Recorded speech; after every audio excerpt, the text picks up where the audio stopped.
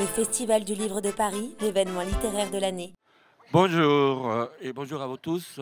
Merci d'être restés pour cette rencontre. Je pense qu'on va tous essayer de nous dépasser. C'est le titre de la rencontre, c'est dépasser. Je tenais simplement à vous remercier. Plus près du micro.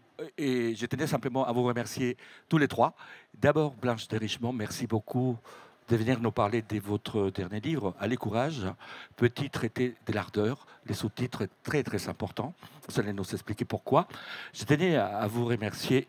Et d'ailleurs, je tenais aussi à dire la qualité du papier, la qualité du livre et de l'iconographie est tout à fait spectaculaire. Il est vraiment impressionnant.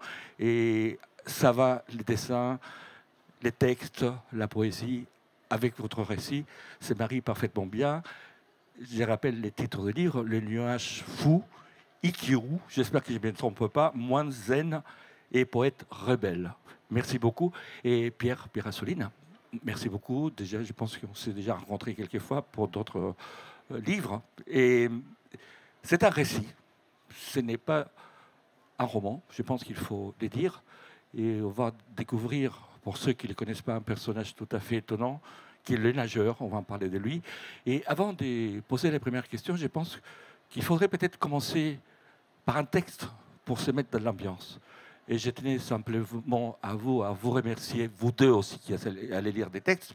Raphaël Sodinos, merci beaucoup d'être là. Et Olivier Martineau, tous les deux, vous êtes comédiens. Et je vous laisse la parole à vous, simplement, Raphaël. Bonjour à tous. Je vais commencer par le livre de Blanche de Richemont, Allez courage, petit traité de l'ardeur.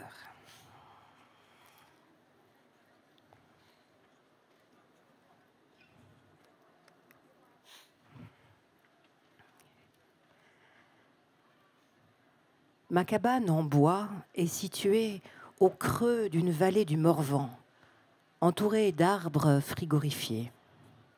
Juste une pièce, avec un bureau et un lit, une cheminée, une petite cuisine et une douche. Une seule fenêtre donne sur une plaine où poussent des sapins encore jeunes. Elle sera mon refuge d'écriture. Je me mets au travail sur la petite table face à la fenêtre et me lance à moi-même « Allez, courage !» Je songe alors à tous ceux que je rencontre depuis 2 ans pour mener mon enquête sur le courage et l'ardeur. Tous m'élèvent en me confiant leur feu, leur espoir, leur lutte solitaire et leurs rêves intacts. Tous sacrifient leur bien-être au profit d'une dimension supérieure. Et ce sacrifice leur donne une énergie, une lumière, une force inouïe. Allez, courage, c'est l'appel du cœur qui nous lève du lit dans les aubes gelées d'hiver. C'est notre âme qui nous redresse quand on perd le souffle. C'est notre feu qui nous réveille quand on perd la foi. C'est cette porte qui s'ouvre sur un vent fou dans une forêt perdue de décembre. Ce livre n'est pas un appel aux armes, mais un appel aux âmes, à cette étincelle qui nous remet en chemin pour ne pas passer sur terre comme une âme endormie. L'élan, la force de l'âme. Tous me lançaient « bon courage » quand je leur racontais que je partais vivre seule dans une cabane dans le Morvan. Je comptais justement y écrire mon livre à la fin du mois de décembre. Cette perspective ne semblait réjouir que moi, car je ne recevais que des « bons courage » pleins de compassion. Je m'étonnais de cette expression si souvent employée qu'elle remplace désormais nos « au revoir ». Mais pourquoi ? Pourquoi avons-nous sans cesse besoin de convoquer le courage pour la moindre activité ? Manquerions-nous d'enthousiasme ? Ou est-ce une injonction à mettre du cœur à l'ouvrage ? Car le courage, c'est l'ardeur qui vient du cœur. Nous ne devrions donc jamais dire « bon courage », Il n'y a pas de mauvais courage. Je grimpe au crépuscule le long d'un chemin qui serpente entre les châtaigniers. Il m'amène à un champ de sapins minuscules, comme des nourrissons endormis. La nuit tombe sur un ciel sans étoiles. Me revient alors ce vers d'Apollinaire, écrit en calligramme pendant la Seconde Guerre mondiale. Il est grand temps de rallumer les étoiles.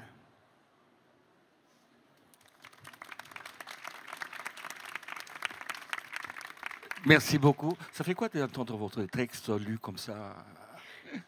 Bah, c'est très émouvant. Vous le lisez vraiment très bien et c'est étonnant parce qu'on l'entend autrement. Donc c'est très beau, c'est un beau cadeau. Merci. C'est un beau cadeau, mais Merci. votre livre, c'est un extraordinaire cadeau parce que ça nous fait prendre conscience de pas mal de choses. Et quand on dit courage, peut-être on peut les mettre en rapport avec le cœur. J'ai l'impression que c'est la même racine. Ah bah, c'est pas une impression. Quand dans le Cid de Corneille, Don Diego dit à Rodrigue, Rodrigue, as-tu du cœur? Il lui dit, Rodrigue, as-tu du courage? Dans la langue française, le mot cœur et courage, c'est le même mot. Courage est un dérivé du mot cœur. Donc c'est même pas une impression, c'est même pas une, comment dire, une vision, c'est la réalité. Quand on dit oh les cœurs, c'est qu'on veut réveiller le courage, on veut réveiller l'ardeur, on veut se mettre en chemin avec cœur. Donc le courage et le cœur, c'est le même mot. C'est le même mot, mais vous êtes allé voir aussi différents types de courage et différents types d'ardeur. Comment est-ce que vous, justement, vous nuancez entre le courage et l'ardeur? Alors, dans la définition du littré, de la langue française, donc, dans la définition du courage, il y a ardeur. Donc, l'ardeur est le cœur du courage. C'est le passage que vous avez écrit. Avoir du courage, c'est donc avoir du cœur à l'ouvrage. Quand on a du cœur à l'ouvrage, on a de l'ardeur. La question pour toujours garder courage, c'est de savoir comment garder la flamme, comment ne pas se laisser éteindre, comment toujours entretenir cette flamme de vie en soi pour que notre vie rayonne, pour que notre vie soit quand même le reflet de notre âme envers et contre tout. Voilà, ne pas se laisser éteindre. Car pour avoir du courage, il faut avoir cette flamme en soi et pouvoir la réaliser dans nos actes. Et d'ailleurs, il y a différents types de courage. Dans vos textes, il y a des gens qui sont connus, d'autres moins connus. Donc le courage est très différent. Le courage, c'est une façon d'être au monde. Bien sûr, je suis allée interviewer une ermite qui vit depuis 30 ans dans la montagne, toute seule, elle a 65 ans, un ancien dirigeant du RAID, la mère d'un enfant polyhandicapé, donc des personnes où le courage est de facto là tous les jours. Mais j'ai compris qu'il y avait aussi le courage du quotidien. Le courage aussi de rentrer chez soi, le courage d'éduquer ses enfants, le courage d'aimer, parce qu'il faut du courage aussi en amour. Hein. C'est la grande initiation, l'amour. Mais l'amour, ce n'est pas un sacrifice non plus. Je sais pas, dans l'amour, on sacrifie aussi des choses de soi. On a aussi des choses à dépasser intérieurement, toujours, pour ne pas se laisser bercer. L'amour, c'est la grande initiation. C'est pas facile d'aimer. C'est initiatique d'aimer. Si on veut aimer avec un A majuscule, c'est toujours un don de soi, c'est toujours une écoute. C'est toujours aussi parfois un sacrifice de soi. Attention, sacrifice, c'est rendre sacré. Donc, c'est beau aussi de se sacrifier pour les personnes qu'on aime, pour ses enfants, pour des inconnus. Il y a quelque chose qu'on donne de soi, qu'on abandonne de soi. Donc, le courage, c'est vraiment une façon d'être en vie pour aller toujours au-delà de soi-même. Moi, je pense que l'homme est sur Terre pour réaliser ce qu'il a de plus grand en lui-même, pour réaliser sa grandeur, pour réaliser cette part de mystère, cet infini qui est en lui. Et je pense qu'on est toujours beaucoup plus capable qu'on imagine. Quand on fait une erreur, quand on se casse la figure, on dit c'est pas grave, hein, c'est normal, je suis qu'un homme. Non, c'est justement parce que tu es un homme que tu peux au plus haut de toi-même, que tu peux plus grand que tu l'imagines. Et le courage, c'est la voie de notre grandeur. C'est le bras armé de l'amour qui nous fait nous réaliser. Donc je pense que si on veut tous se réaliser au plus haut de nous-mêmes, on a besoin de courage, car on a des combats à mener, intérieurs et extérieurs.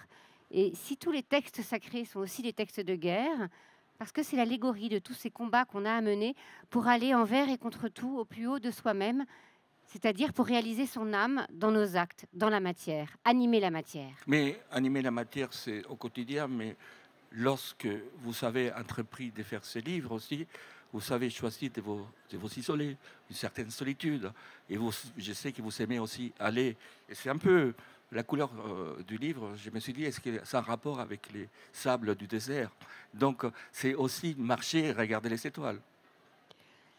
Oui, alors moi, c'est Philippe Tesson qui m'avait dit, la première fois que j'ai voulu écrire mon premier livre, Éloge du désert, il m'avait dit, va dans un désert et écrire ton premier livre.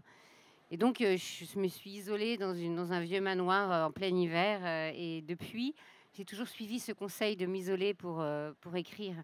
Le désert, on peut le vivre dans aussi une façon d'être au monde. Donc moi, je pense que c'est intéressant d'écrire en essayant de faire en sorte que les mots viennent du silence. L'idéal, ce serait toujours de dire aussi des mots qui viennent du silence. Mais moi, j'ai besoin de m'isoler, de chercher des déserts pour essayer de toucher un peu à l'essentiel et essayer de le partager par mes livres. Et d'ailleurs, justement, c'est la question que je voulais vous poser pour commencer, Christine Jordi, on va écouter vos textes après. De quelle manière vous avez entrepris ces livres, ces romans? Parce qu'il y a beaucoup de poésie, beaucoup de choses aussi de la culture.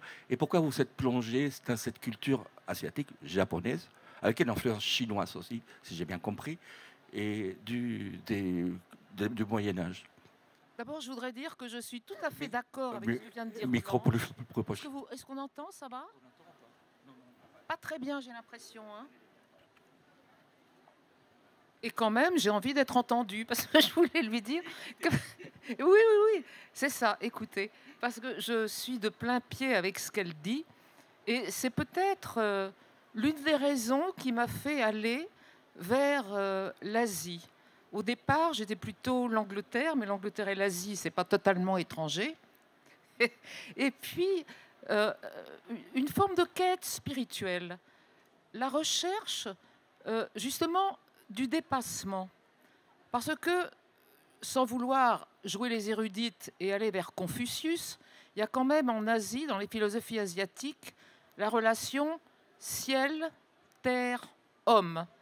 On n'est pas uniquement relié de façon horizontale à nos semblables. On l'est, bien sûr. On éprouve tous les mêmes sentiments, on a tous les mêmes réactions fondamentales. Ça peut être assez dégueulasse quand on vous dit, par exemple, c'est humain. Ça sert souvent à excuser une saloperie. Mais ça peut aussi être aller vers le plus haut de l'homme, vous voyez, avoir pour l'homme cette exigence de se dépasser, dont Pierre nous parlera tout à l'heure. Et que pour ma part, moi qui aime cette idée-là de l'homme, je défends envers et contre tout l'idée du dépassement. Donc, l'Asie, ce n'est pas forcément ça, mais dans les philosophies orientales, qui continuent à être très vigoureuses, vous voyez, je trouve que dans notre monde, à nous, en Occident, on a un peu perdu l'idée de spiritualité, l'idée de dépassement. Il y a quelques individus qui continuent, mais en Asie, j'ai retrouvé ça de façon très vivante. J'ai beaucoup voyagé en Asie parce que j'ai eu un coup de foudre. J'ai très très peur de voyager. Hein. Je ne suis pas une aventurière comme Blanche qui est à côté de moi. Mais vous connaissez pas mal des pays asiatiques. Oui, mais justement, j'ai fait un effort sur moi-même considérable parce que je meurs d'angoisse en avion. Mais j'avais un frère qui travaillait à Jakarta. J'ai voulu aller le voir et j'ai eu le coup de foudre. Vous savez, on peut tomber amoureux d'un continent ou d'un pays. Et je suis tombée amoureuse. J'ai trouvé là quelque chose que je reconnaissais en moi. Donc je n'ai plus arrêté et j'écrivais à chaque fois un livre. J'en ai publié un certain nombre sur la question. J'ai été à Bali, je ne sais combien de fois. J'y retourne chaque fois que je peux. En Indonésie, à Java. J'ai été au Cambodge pour voir les Bouddhas khmers, d'où tout est parti peut-être. Cette espèce de sourire tellement douloureux et en même temps de savoir, de sérénité. Je suis allée en Chine, je suis allée en Inde, je suis allée en Birmanie pour lequel j'ai écrit un livre. Enfin, à chaque fois, c'était un émerveillement et je vois mal, même à 90 ans, que je n'ai pas encore tout à fait, mais ça viendra, j'espère, je ne me vois pas renonçant à ça. Et puis, j'ai été récemment, et là, j'ai beaucoup hésité, j'avais très peur de commettre un impair. Comment oser se mesurer à la culture japonaise quand Claudel, dont Pierre vous parlait, en a parlé tellement bien, il a été en poste au Japon. J'ai lu aussi des livres de Ivan Maurice, La noblesse de l'échec, qui me parlent totalement. J'ai lu Maurice Pinguet, La mort volontaire au Japon. Donc j'étais emplie de ces lectures qui me parlent du courage et du dépassement de soi, et aussi de la mort, comment l'aborder. Donc j'osais guère, et puis un jour je me suis dit, tant pis, j'y vais. Et j'en ai tiré un premier livre qui est publié en poche, je ne sais pas si vous l'avez, un livre dont j'ai lu, qui s'appelle Impression japonaise. Et j'avais pris pour guide Kukai, qui est un moine, pas vraiment un moine d'ailleurs, si quand même, c'était un ami de l'empereur, mais aussi un très très grand génie qui a vécu au IXe siècle au Japon. Et j'ai été sur ses traces jusqu'à Koyasan, qui est une cité de temples. J'ai été dormir dans un temple, ce qui n'est pas rien quand même, parce qu'il faut manger en lotus alors que j'avais mal dans le dos et mal dans les jambes. Enfin, j'ai fait tout ce qu'il fallait pour essayer de comprendre, sinon d'assimiler, car je ne vous dis pas que je sois un pas plus loin qu'au départ. Et pardonnez-moi, mais justement, il y a quelque chose, vous avez dit tout à l'heure que vous avez peur de l'avion, que vous ne voulez pas faire des voyages, mais nous, lecteurs, on voyage lorsqu'on lit votre livre. C'est gentil, vous voyez comme c'est agréable de venir ici. On s'entend dire des choses formidables et dont on a besoin. Oui, j'essaye de faire voyager. Pour moi, le livre de voyage, c'est un livre avant tout, ou peut-être pas avant tout, c'est un peu dur ce que je dis, mais c'est beaucoup, beaucoup un livre d'écriture. Je pense qu'un livre de voyage qui n'est pas comme ceux de Nicolas Bouvier, que vous connaissez peut-être, vous avez entendu parler de Nicolas Bouvier, oui, 17 dames, comme si je disais une évidence. Bon, en tout cas, l'écriture transmet par une forme souvent de poésie dans l'adjectif, transmet ce que nous avons vécu. Et moi, c'était vraiment l'écriture qui me poussait aussi à voyager. Vous voyez, je voyageais pour écrire et j'écrivais pour voyager. Les deux sont vraiment mêlés. Là, on a fait un voyage dans les temps parce que ça se passe au XVe siècle. Et comment avez-vous découvert ces personnages, en fait, ces trois personnages? Alors, Kobodeshi, c'est donc Kukai. C'est dommage qu'en France, on ne le connaisse pas. Vous voyez, il est étudié au Collège de France. Mais il faut dire qu'en France, on ne connaît pas grand-chose de l'Asie de façon générale. Il est là-bas, vous avez sa statue sur toutes les places.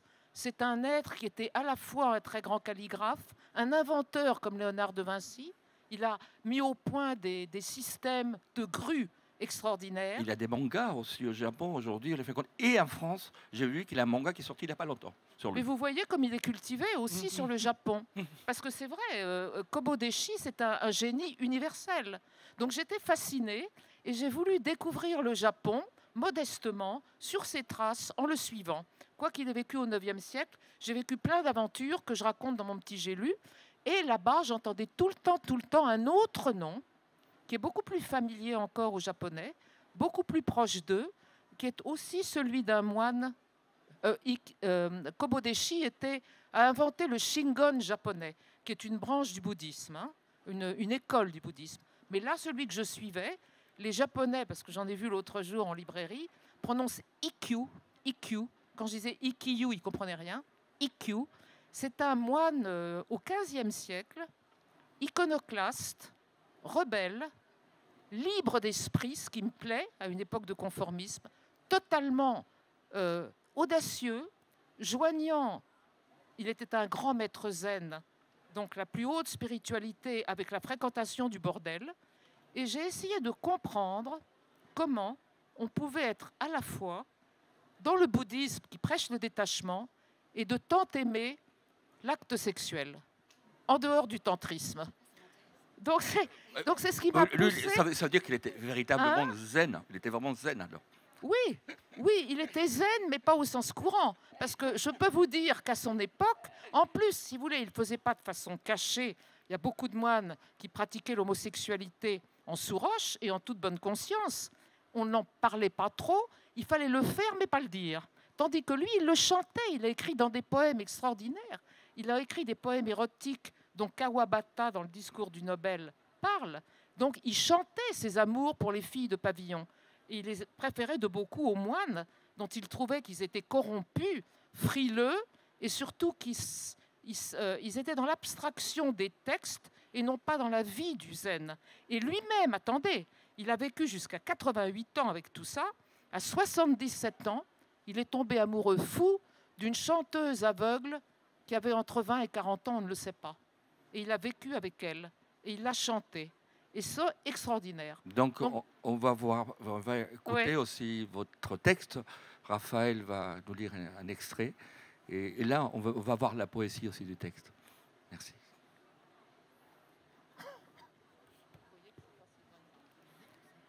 Alors de la même façon, je vais vous lire le début du texte. Au détour du chemin, je vis son sourire. Un petit Bouddha, joufflu et bienveillant, m'attendait, embusqué dans son nid de buissons. Il me souhaitait la bienvenue et une entière disponibilité d'esprit pour apprécier à son juste mérite la visite qui allait suivre. J'étais arrivée à Kyoto, la veille, aux petites heures du matin.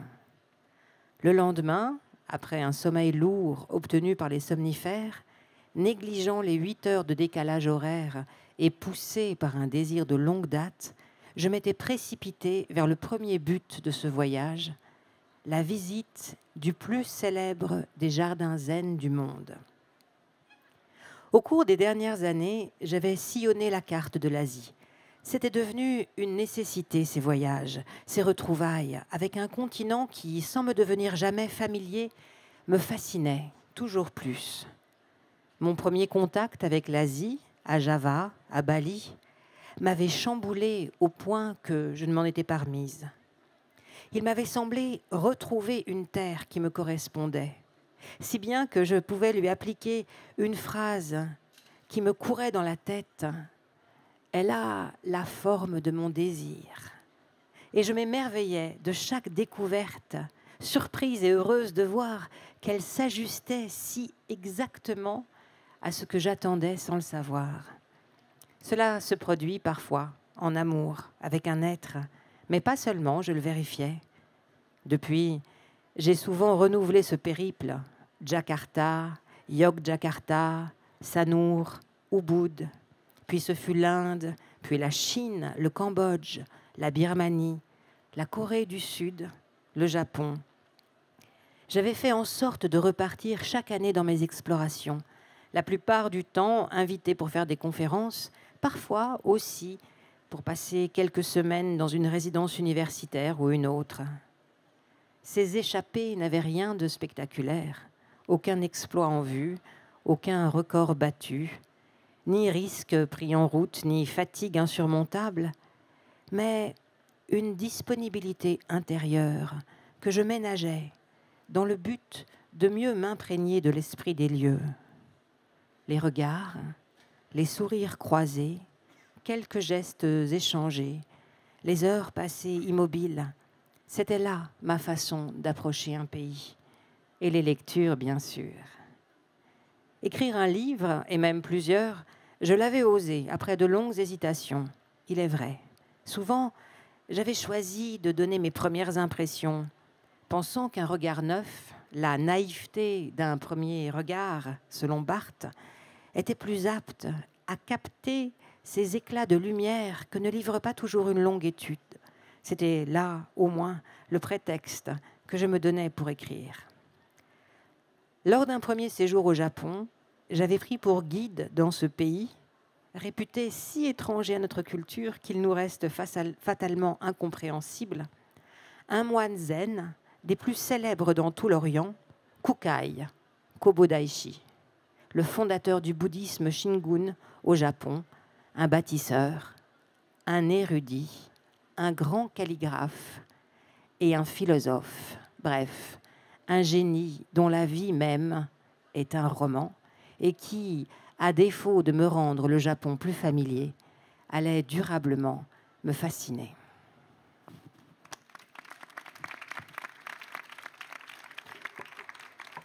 Pierre Assouline, avant de vous poser une question sur votre livre, on a parlé des romans, on a déjà discuté de ça pas mal de fois, et j'ai l'impression que c'est pareil, et vous avez la même impression et vous avez besoin de vous imprégner d'un pays lorsque vous parlez ou de l'endroit. Il faut que vous les connaissiez pour pouvoir en parler. Oui, l'imprégnation, c'est le mot juste. Je l'utilise toujours à la place de l'inspiration. On parle, c'est un peu un cliché, hein. La tarte à la crème chez les écrivains, du moins vu de l'extérieur, c'est toujours l'inspiration. Et pour moi, ça n'existe pas. En revanche, l'imprégnation, c'est très important.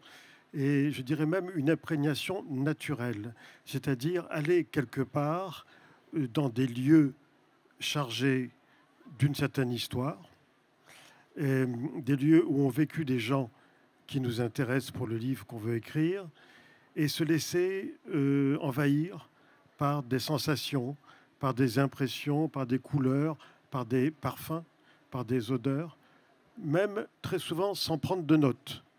Vous voyez, ce n'est pas du repérage au sens cinématographique ou journalistique, c'est vraiment laisser les choses se déposer. En ça, je suis très influencé par Simenon.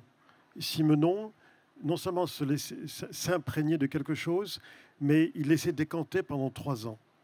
Et presque automatiquement, 3 ans après, ça ressortait dans le roman qu'il était en train d'écrire, quel que fût le roman en question. Ça ressortait. C'est pour ça que quand il est arrivé aux États-Unis, au début des années 50, il y a des choses qu'il avait vécues dans les Deux-Sèvres, ou à Fontenay-le-Comte, ou dans le Poitou, quand il était pendant la guerre, parce que la décantation s'était faite et l'imprégnation était si forte qu'il fallait que ça sorte. Bon, ben, je me sens comme ça, oui. Oui, à propos des décantations, lorsque on entreprend l'écriture d'un livre, d'un récit comme celui-ci, combien de temps faut-il avant que vous arriviez à pouvoir commencer à écrire sur ce personnage, qui est un personnage qui a l'impression que vous marque depuis très longtemps? Je suis en train de lire un livre qui vient de paraître aux éditions Segers, qui est le journal de Steinbeck, immense écrivain américain, prix Nobel, etc. Et il a tenu le journal de l'écriture d'un livre, À l'Est d'Éden, East of Eden, qui est un grand film et qui est un grand livre. Et à gauche, il y a son journal sous forme de lettres à son éditeur. Et à droite, il y a le livre en train d'écrire. Et ce qui est intéressant, c'est que il montre le travail quotidien de l'écrivain, mais même pour des choses futiles apparemment, des crayons, des choses comme ça. Et votre question me fait penser à lui. C'est-à-dire que ce n'est pas seulement le temps qu'on met à écrire, ce n'est pas seulement le temps qu'on met, dans mon cas, à faire des repérages, à faire une enquête, à travailler dans les archives et à interroger des témoins. C'est tout ça, plus toute une vie. Un écrivain met dans le livre qu'il est en train d'écrire toute sa vie. Et ça, Steinbeck l'écrit très bien. Et il l'explique très bien. Et moi, c'est ce que je dis souvent, mais je me suis vraiment retrouvé en lui. Parce qu'on y met toute l'expérience acquise, des tas de choses acquises dans des livres précédents, mais aussi toutes nos lectures, toutes nos rencontres, tout ça, ça ressort. François Nourricier avait une très belle expression pour ça. Il disait j'utilise un dicton paysan, tout ce qui entre fait ventre. C'est-à-dire que tout ce qu'il avait accumulé dans son expérience, à tout point de vue, eh bien, ça ressort d'une manière ou d'une autre dans le livre en train de l'écrire. Ce qui ressort pour moi, peut-être je me trompe complètement, par rapport à ce personnage, Nakache, j'ai le sentiment que pour vous, il a une très grande identification à lui. Ben, je ne peux pas le nier, hein, parce que voilà, on a les mêmes origines. L'Algérie française, en l'espèce, famille juive. Quand il a été envoyé en France, bon, lui, il est né en 1915 et moi un peu après quand même. Hein. Donc l'identification... Il aurait pu être votre père. Hein. Oui, l'identification, elle a ses limites. Mais bien entendu, elle est là. Quand elle était envoyée en métropole, comme on disait à l'époque, eh bien, à Paris, il a été inscrit au lycée Janson de Sailly comme boursier, moi aussi.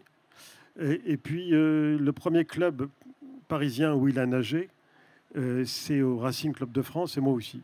Et donc, bon, mais nos palmarès sont beaucoup différés. C'est-à-dire que moi, j'en ai pas. Et lui, il en a un magnifique, 17 fois champion de France. Mais vous êtes un amoureux du sport, en fait, je ne savais pas ça non plus. Oui. Ah, mais Eduardo, tu sais pas tout. Hein. Voilà, voilà. Tu sais pas tout. Non, je suis un fan de sport. C'est simple. Question sport, je suis croyant et pratiquant. Et j'ai commencé à 14 ans et je n'ai jamais arrêté. Ça, c'est une chose. La deuxième chose, à part ça, parce que ce n'est pas obligatoire et ce n'est pas automatique, je m'intéresse beaucoup à l'histoire du sport. Et troisièmement, si on s'intéresse à l'histoire du sport français, la place d'Alfred Nakache, grand nageur olympique, elle est évidente. Mais donc, c'est l'histoire d'une rivalité aussi qui conduit. Alors ça, je ne le savais pas parce que je n'étais pas entré dans les détails ni rien. Mais ce qui m'a intéressé, évidemment, c'est que c'est presque un rêve pour un romancier. Et bon, c'est pas un roman, mais quand on écrit un roman, on cherche toujours, quand on a un héros, à mettre en face quelqu'un de négatif. Voilà. Nakache, c'est le positif. Jacques Cartonnet, c'est le négatif. Ben, un romancier l'aurait inventé, parce qu'il est absolument le contraire de lui, pour créer une tension permanente dans le roman. Eh ben, je n'ai même pas eu à l'inventer, tellement c'était là. C'est-à-dire qu'autant Nakache est un garçon très, très droit, très correct, très loyal, très honnête, à tout point de vue. C'est un type bien, qui a des qualités humaines exceptionnelles. Et si je me suis intéressé à lui, c'est pour ce supplément d'âme, pour les qualités humaines. Parce que des grands sportifs, il y en a plein. Aujourd'hui encore, des grands sportifs, on en connaît plein.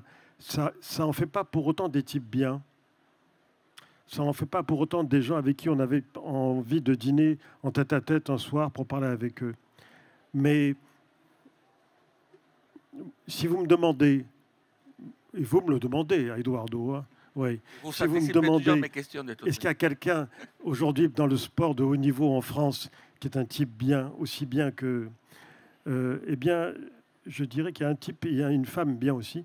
C'est Teddy Riner, pour moi, qui est un immense champion, c'est évident. Ça, c'est pas contestable, mais qui a des qualités humaines. Et Clarisse Agamemnou, qui est l'équivalent de Teddy Riner au judo pour les femmes, qui a un palmarès inouï. Et tout récemment, ils ont fait quelque chose. Ils sont très liés, hein, tous les deux. Et ils ont fait quelque chose que je trouve admirable. Je vous le raconte en 2 minutes. Oh, c'est l'histoire des sponsors. Ah, c'est mieux que ça. Non, ça, c'est vulgaire. Non, non, les sponsors, c'est de l'argent, on s'en fout. Non, justement, c'est mieux. C'est ça, mais en mieux. Teddy Riner, il a le privilège, depuis des années, d'avoir son kimono à lui, qui est celui de son équipementier. Il y a discrètement la marque de l'équipementier. Et Clarisse, tout récemment, a dit ben moi aussi. Parce que tout le reste de l'équipe, c'est le kimono de la Fédération française de judo, Adidas. Et donc, elle a dit ben moi aussi, je veux la même chose que lui. On lui a dit c'est pas possible. Elle a dit mais pourquoi lui et pas moi? On lui a dit mais parce que lui, c'est le rayonnement de la France. Enfin, c'est le porte-drapeau. Voilà, c'est spécial. Teddy Riner, c'est spécial. Elle dit, eh ben moi aussi, c'est spécial. Eh ben, ça fait des semaines qu'il y a un bras de fer terrible qui a fichu une zizanie terrible dans le judo français parce qu'elle dit, pourquoi lui et pas moi? Et elle a raison. Elle a raison. Et on ne voyait pas l'issue de cette histoire qui était en train de faire exploser l'équipe de France de judo à 1 an des Jeux Olympiques. Eh bien, Teddy Riner a dit, ben, puisque c'est comme ça, je reprends le kimono de l'équipe de France, tout simplement. Il n'y a plus de problème. Ben ça, vous voyez, c'est pas dans le football. Bah, je sais pas. C'est au hasard. Oh, oui, mais il a eu, je peux vous donner un exemple très différent, celui de Rino Della Negra. De Rino Della Negra, qui est un grand résistant, qui a joué au Red Star pendant la guerre. Non, mais je parle d'aujourd'hui. Oui, je parlais d'aujourd'hui. Hein. Oui, mais il y a aussi, justement, il y a une chose qui s'est passée en 1936, mais il y a un contre-exemple, celui de J.C. Owens avec son rival allemand.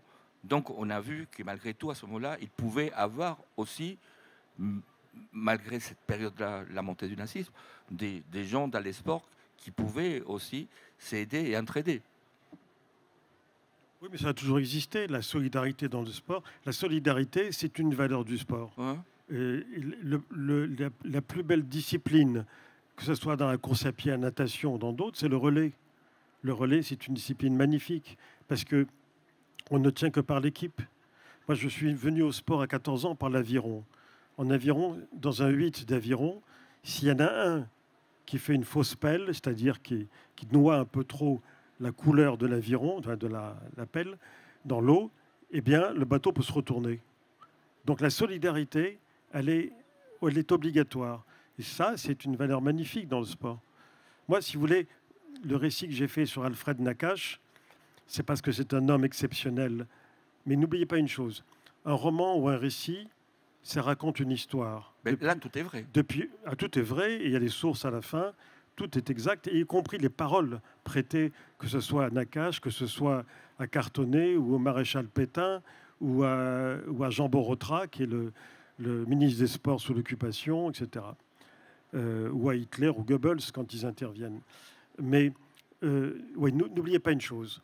Un livre raconte une histoire, et c'est comme ça depuis Homère. Mais il y a une deuxième chose. C'est ce qu'il dit d'autre que ce qu'il raconte. Et là, c'est la leçon, si vous voulez. Et là, on en revient au thème de votre débat, c'est-à-dire au dépassement de soi que vous évoquiez tout à l'heure.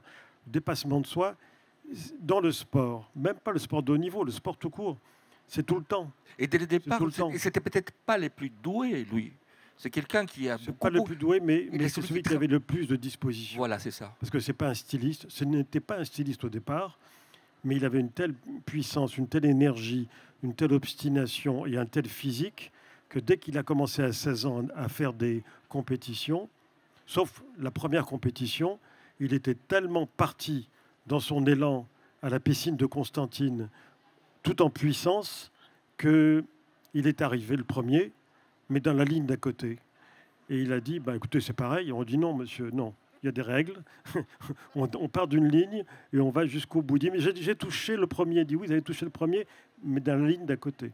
Bon, après, ça s'est arrangé. Est-ce que sa manière de nager, son style, peut expliquer un peu sa survie? Parce que ce n'était pas évident, sa survie.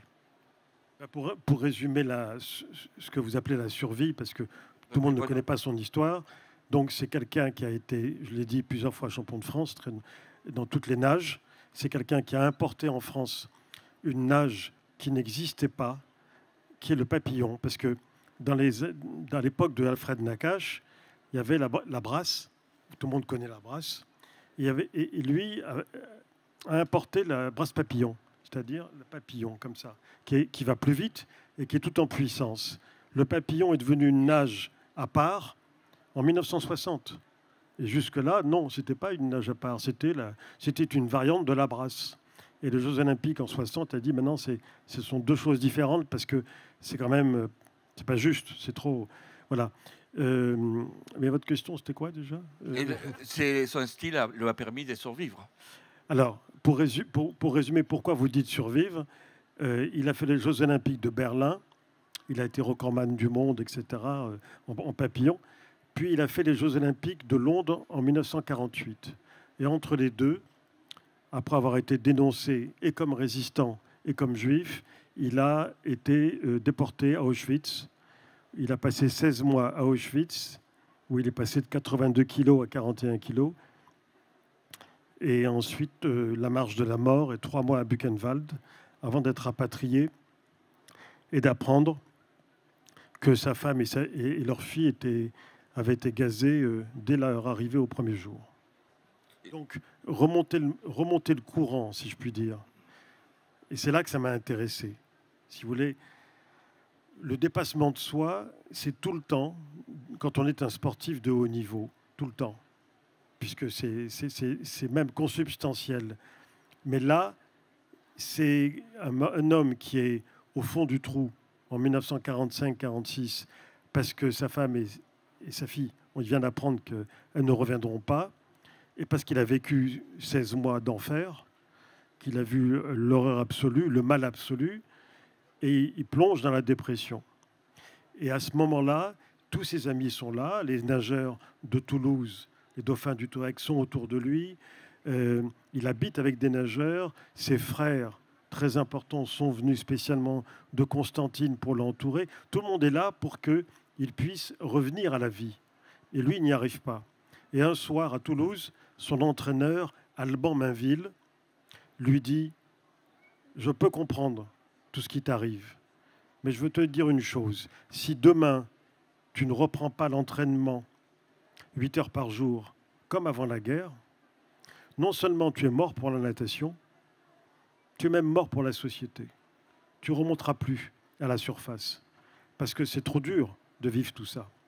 Donc ton destin est entre tes mains. » Alors moi, comme je n'ai pas écrit un roman, mais un récit, je n'ai pas voulu prendre la liberté de me mettre à sa place totalement et de dire voilà ce qu'il pense dans cette nuit. Non, je ne sais pas ce qui s'est passé, mais je sais qu'il aurait pu basculer en allant plus au fond encore, mais le lendemain, il a basculé en ressurgissant, en allant à la piscine, en s'entraînant comme avant, et 6 mois plus tard, en devenant champion de France. Et pardonnez-moi, une question très courte, lorsque on écrit un récit comme celui-ci, on peut se demander éventuellement, est-ce que j'ai fait un roman ou pas? Est-ce qu'il y a une sorte d'éthique pour ne pas faire un roman? Écoutez, on se définit par ce qu'on fait, moins par ce qu'on ne fait pas, mais il y a surtout une éthique d'écrivain tout court. Que ce soit un roman, les poètes aussi, il y a des limites à ne pas dépasser, il y a une honnêteté vis-à-vis de soi-même dans ce qu'on écrit. Et puis, vous savez, quand on a écrit un certain nombre de livres, notre cas, hein, il y a un pacte de lecture avec le lecteur. Voilà, c'est ça. C'est-à-dire le lecteur a déjà lu des livres de vous et il vous fait confiance. Il y a une confiance. Donc, il ne faut pas la trahir. Donc, il ne faut pas lui raconter n'importe quoi. Donc, si j'écris ce que j'écris précisément et que je dis, par exemple, Jacques Cartonnet l'a dénoncé, c'est parce que j'ai lu toutes les archives de police, j'ai lu les archives de la justice, j'ai lu les procès, etc. Et j'ai vu les témoignages, les interrogatoires, et je sais que Jacques Cartonnet a du sang sur les mains, que quand il était à la milice française, qu'il allait à la piscine en uniforme de milicien avec un flingue sur le côté. Après l'entraînement, il participait à des descentes de la milice, à des spoliations, etc., etc. Donc le pacte avec le lecteur, c'est la confiance. Donc on va écouter les textes de Pierre. Si je le revois, je le tue. Des années qu'il le dit. De rares proches témoignent de cette colère qui n'explose qu'en privé. Pas du genre à fanfaronner, et moins encore à clamer un désir de meurtre. Rien d'une vengeance ruminée, et encore moins préméditée. Dans l'entourage et dans le milieu, on sait ce qu'il y a entre eux, bien plus qu'indifférent. 2 morts sans sépulture. Il faudrait juste éviter que les chemins des 2 champions ne se croisent. L'un est miraculeusement revenu du royaume des morts, l'autre est un mort en sursis. 2 coéquipiers que la compétition a rendus rivaux. 2 adversaires dont l'histoire a fait 2 ennemis, Alfred Nakache et Jacques Cartonnet. Depuis la Libération, ce dernier n'a eu de cesse de disparaître, puis de réapparaître et de disparaître à nouveau. Toujours en Italie, souvent de manière rocambolesque. On le signale régulièrement dans des couvents sous une fausse identité. Là-bas, c'est un fugitif. En France, un condamné à la peine capitale pour collaboration, par contumace, mais tout de même. Un temps, on croit que c'est bon, c'est fait, la police italienne l'arrête, et un jour se dit enfin prête à l'extrader après bien des péripéties administratives. Mais une fois installé dans un petit avion militaire spécialement affrété par les autorités, alors que les hélices tournent, il réussit malgré ses mains entravées par les menottes à ouvrir la porte, sauter en marche, courir sur la piste comme un dératé pour se perdre dans la forêt. On perd sa trace, même si on le sait caché quelque part sous une fausse identité. La police le retrouve à Foligno, près de Florence, l'écroule à la prison de Pérouse, en attendant que soient accomplies les formalités d'extradition. Et il s'évapore à nouveau. Si je le revois, je le tue. Le type de promesse que l'on se fait à soi-même. Hindou dans son genre, bienveillant, maître de ses nerfs. La haine et tout ce qui s'y rattache lui sont étrangers. Même pas sûr que l'autre mérite son acharnement. Ce serait faire trop d'honneur à un salaud. Mais on le comprend, Alfred, sa colère. Il l'a canalisé depuis des années dans la compétition. Ni oubli, ni pardon. Il n'est pas indispensable d'être chrétien pour pratiquer le pardon des offenses. Il y a plus de noblesse dans l'indulgence que dans la vengeance. Se venger d'une offense, c'est se mettre au niveau de son ennemi. Passer outre, c'est se placer au-dessus de lui. Une offense peut-être, mais un crime. On ne peut mettre offenseur et persécuteur dans le même sac. Alfred, sa philosophie de la vie, mais nager est toute sa vie. On ne se baigne jamais deux fois dans le même fleuve. Héraclite d'Éphèse l'a écrit pour dire que tout est changement, tout se défait constamment, tout est en devenir permanent. Car entre sa première et sa seconde immersion, le nageur a autant changé que l'eau elle-même. Mais la rancune vengeresse. Le mal est fait à jamais. Rien à réparer, car c'est irréparable. Seules les victimes peuvent pardonner. Mais lorsqu'elles ne sont plus là, car c'est bien de cela qu'il s'agit, d'assassinat, alors cessons-là avec les offenses. Il n'est pas question de rancune, de ressentiment, d'amertume, mais de tout petits morceaux de temps qu'on ne se résout pas à oublier. Si je le revois, je le tue. Redoutez la violence des grands calmes. Une inquiétante vibration en émane. Que le soleil ne se couche pas sur leur colère.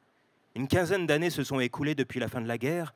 Dans son paysage d'adolescent, les monuments aux morts étaient encore neufs.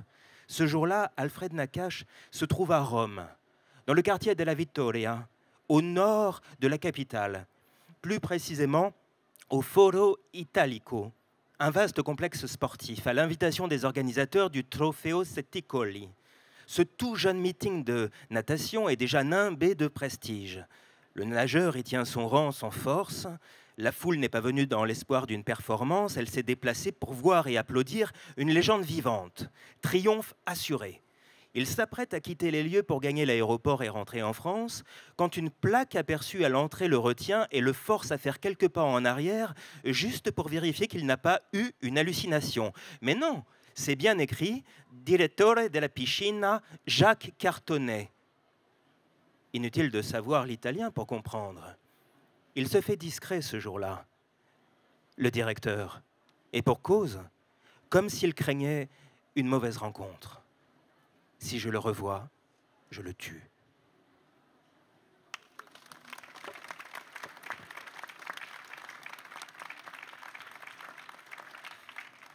Blanche, justement, il y a quelque chose qui est très touchant dans votre livre, et à travers les textes qu'on a lus, il a les courages, bien sûr, il a les dépassements, c'est les sujets de la rencontre. Mais quotidiennement, vous savez parler, faut-il être courageux pour se dépasser au quotidien? Oui, quand je vous écoutais, je me disais, finalement, la vie est un sport de haut niveau. Donc peut-être c'est la différence entre le savoir-être et le savoir-faire. Être courageux à chaque instant de sa vie, c'est peut-être le grand objectif. C'est pour cette raison que je termine un peu mon livre sur l'image du samouraï qui est le guerrier en paix. Ça veut dire que, par exemple, les soldats, les équipes du raid, les pompiers, ils sont entraînés au courage. Mais est-ce qu'ils sauront aussi avoir du courage quand leur femme les quitte, quand leurs enfants ne vont plus bien à la maison, dans leur vie privée, pour des choses personnelles? C'est un autre courage que de répondre aux événements qui nous touchent de l'intérieur avec courage. Pour ça, on n'est pas toujours entraîné vis-à-vis des choses personnelles. Donc, je me suis dit, peut-être il faudrait cultiver la paix, être un guerrier en paix, parce qu'on a tous des combats à mener, mais viser la paix pour que ce soit la lumière qui réponde aux événements, que ce soit la paix qui réponde aux événements de notre vie, pour que toujours on puisse avoir du courage, quoi qu'il arrive. Et que si on n'en a pas, on ait même du courage face à nos erreurs, face à nos échecs, face à nos manquements, face à nos faiblesses, et de se dire, OK, aujourd'hui, c'est de là que je pars. Ça veut dire que je ne m'arrête pas à cet échec, à ce manquement, à ce désespoir, mais je poursuis mon chemin. C'est de là que je pars, toujours. Recommencer. Et le courage, c'est toujours recommencer à zéro, se rénover, se réinventer sans cesse. On n'a jamais du courage une bonne fois pour toutes, de la même manière qu'on n'aime jamais une bonne fois pour toutes. On est un peu comme chaque matin le nouveau-né de l'aube, on se lève avec le soleil et on recommence. en espérant que chaque pas de plus, quand même, fait qu'on recommence un peu moins loin, mais c'est pas grave, on recommence. Et je pense que c'est ça, avoir du courage. Oui, là, on parle de courage au quotidien, mais dans les cas, dans les récits des Pierre Assouline, hein, pendant cette période-là, la Deuxième Guerre mondiale, c'était dur, difficile d'avoir du courage, c'était compliqué. Et même là, ces deux cas extrêmes, quelqu'un qui était persécuté, qui a résisté, d'un autre côté, quelqu'un qui a collaboré, mais quotidiennement, pendant cette période-là, par exemple, il y a des gens parfaitement qu'un jour, vous pouvez avoir un acte courageux, et le lendemain, c'est mal s'est comporté. Donc c'est compliqué aussi parfois, tout ça. Mais qu'est-ce qui n'est pas difficile? Tout est difficile. Il y a Germaine Tillion, que vous connaissez sans doute, qui a quand même écrit une opérette dans son camp de Ravensbrück pour rire et faire rire les gens. Tout est difficile. Il y a la phrase initiatique par excellence qu'a dit le poète Goethe. Il a dit « Meurs et deviens ». Combien de fois dans nos vies on doit mourir reconnu pour devenir qui nous sommes réellement? De combien de fois il ne faut pas tout repartir à zéro? Le nageur, il a dû repartir complètement de zéro. Il est allé nourrir le feu pour renaître. Meurs et deviens, c'est peut-être une des leçons du courage. Pierre? Non, je voudrais citer à propos du courage des témoignages de gens que j'ai interrogés, pas seulement pour ce livre-là, mais pour Lutetia, où j'avais rencontré beaucoup d'anciens déportés. Très beau livre, très bon. Merci. Et bon, il m'est arrivé aussi d'interroger des justes. Des justes, c'est-à-dire des gens qui ont sauvé, qui ont caché des enfants juifs pendant la guerre, ou qui ont... Voilà. On a très souvent parlé d'actes héroïques. Et quand je parlais avec eux, qui me racontaient, quand je leur disais, quand il m'arrivait de leur dire « vous avez eu du courage », la plupart du temps, ils me disaient non. Parce que quand on fait ces choses-là, on n'est pas courageux, on obéit à sa conscience, on réfléchit même pas. Parce que si on réfléchissait, c'est pas sûr qu'on le ferait. Vous savez, c'est la légende du lac Ladoga, une légende très connue, très ancienne. Un cavalier s'échappe dans la forêt poursuivi par 300 autres cavaliers qui veulent lui faire la peau. Et ils cavalent, et ils sont en train de le rattraper. Et puis soudain, il arrive, et la forêt s'éclaircit, et c'est un immense lac gelé. Et il veut aller de l'autre côté pour leur échapper, mais le risque, c'est que cavaler sur un lac gelé, on risque très fort de tomber dans le trou, quoi. Que la glace s'ouvre et on est noyé. Eh bien, il traverse. En revanche, les 300 cavaliers, non. Ils s'arrêtent parce qu'il y a un risque énorme. Et lui, il va jusqu'au bout. Et puis, une fois qu'il est arrivé au bout, il est sauf. Il se retourne, il comprend qu'il est sauf. Mais quand il comprend qu'il a failli, qu'il a pris un risque énorme, qu'il a eu un courage inouï, insensé, de traverser, quand il s'en rend compte, il a une crise cardiaque et il meurt. Ben oui, mais c'est ça que je veux dire. C'est que les justes, quand je leur ai posé la question, je leur ai dit, mais vous avez risqué une arrestation, des tortures, l'emprisonnement et la déportation, parce que des gens qui ont caché des enfants juifs ont été déportés pour ça. Ils m'ont dit, mais on ne réfléchit pas. Si on obéit à sa conscience, eh bien, on fonce, on le fait. Et puis après, on ne réclame pas le crédit. Ça, c'est un proverbe chinois. Et on peut accomplir les plus belles choses au monde à condition de n'en jamais réclamer les crédits. Merci. Christine? Oui, alors, on arrive à l'héroïsme. Freud, on m'entend là avec ça? Oui. Encore. Parce que Freud disait que le héros, souvent, c'était quelqu'un qui cédait, comme vous le disiez, à une impulsion. Il ne pense pas, il suit un instinct. Comme Dickens, lors d'un accident de train, qui se précipite pour sauver tout le monde et qui est malade après pendant 3 jours parce qu'il se rend compte de ce qu'il a fait. Mais pour moi, la définition du courage, c'est encore autre chose. Et là, je pense à des choses très intimes, à mon père, dans la campagne d'Italie. Ce courage-là, c'est tout en mesurant ce qu'on risque, prendre sur soi, de vaincre son angoisse. Quand on voit un type qui a rapporté comme un objet du champ de bataille, avec la langue qui pend et le visage défait, de se dire c'est ce qu'on risque et malgré tout d'y aller. Et moi, je n'admire pratiquement rien tant que ce courage physique, parce qu'il représente aussi un courage moral extraordinaire. Bon, j'admire profondément ceux qui, soldats, troufions, vont à la bataille malgré tout, malgré eux, vainquant leur instinct. Mais je voulais parler 2 minutes d'un autre courage, pas celui... On a 1 minute, pardonnez-moi. 1 minute, qui est le courage de nous tous, qui est celui de vieillir, qui est celui de l'existence quotidienne, qui est celui de l'assédia. Il y a des jours où on a envie de rien, on est fatigué, on se trouve moche. Et il faut continuer, il faut se lever, il faut mettre un pied l'un devant l'autre. C'est du courage aussi. Si on n'a pas une vitalité formidable, si la vitalité vous fait défaut, et que quand même vous y allez, est-ce que ça n'est pas du courage ? Voilà, ma minute. Elle est importante parce que c'est quelque chose que tout le monde vit et que tout le monde a à vaincre, vous voyez. Et là, tout le monde va être courageux parce qu'ils vont tous se lever à la signature juste à côté. Donc, je tenais à vous remercier. Ça, c'est encore autre chose. Merci beaucoup. Merci à vous tous.